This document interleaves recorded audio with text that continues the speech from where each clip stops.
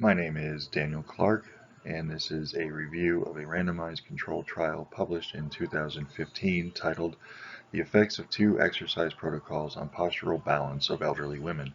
This is being presented to my supervisor, a doctor of physical therapy. So a little bit of background. The United States presently has a senior population that numbers over 54 million, which is more than 25 states combined. By the year 2050, the senior population is expected to total over 80 million persons. So why are the elderly falling? As persons age, sensory and motor skills responsible for posture diminish, which leads to an increasing number of falls amongst the elderly. I am in home health care, and the majority of my patients are elderly and suffer from falls. The purpose of this study is to compare and examine the effects of two exercise protocols on the balance of elderly women. The researchers hypothesized that both PNF exercises and Pilates can improve the complex interaction among the systems responsible for postural balance in different ways. How were the participants selected? Initially, 150 women were invited to take part in the study, with 90 of them willing to participate and undergo evaluation.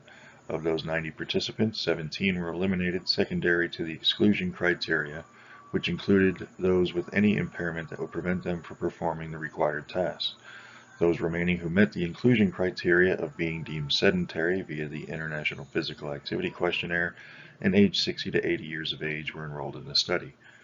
Following random assignments into 3 groups, PNF, Pilates, and Control, the 1-month trial was initiated.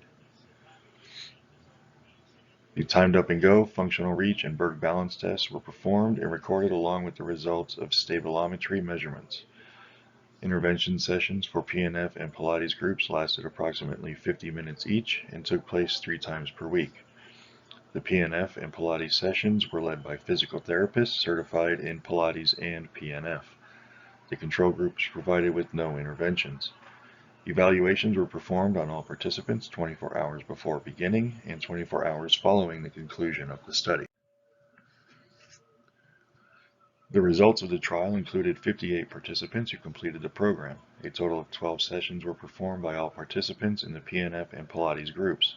Stabilometric data analysis showed that the PNF group had greater reductions in 4 of the 7 sway measures than the control group, while the Pilates group showed no significant differences between the control group for sway measures.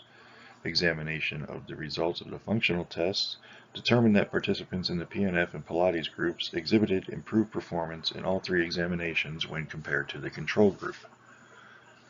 No significant differences in any of the tests when comparing the PNF and Pilates groups were observed.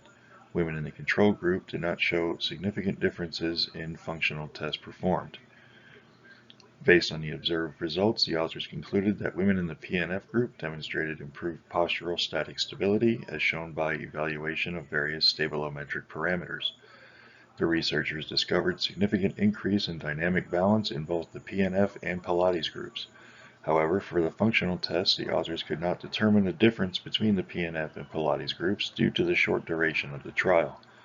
The results of this trial proved their original hypothesis that both PNF exercises and Pilates can improve complex interaction among systems responsible for postural balance in different ways.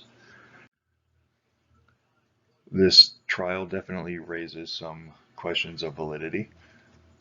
It does not address how the assignment process was conducted when dividing the participants into their groups and whether it was blinded. It does not say if the physical therapists leading the exercise sessions were blinded to the study. The trial was very short and had no follow-up, so we do not know how long the results lasted or how many continued with the treatment, and this trial was not analyzed with an intent to treat manner.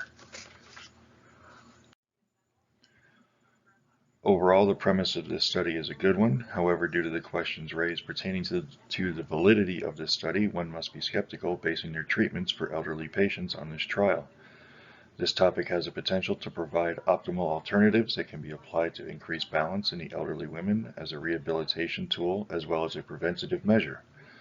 Until a study validly shows that PNF and Pilates are beneficial to improve balance, strengthenings Strengthening and challenges to static and dynamic balance will continue to be the preferred method to treat the senior population who are experiencing a high risk of falls.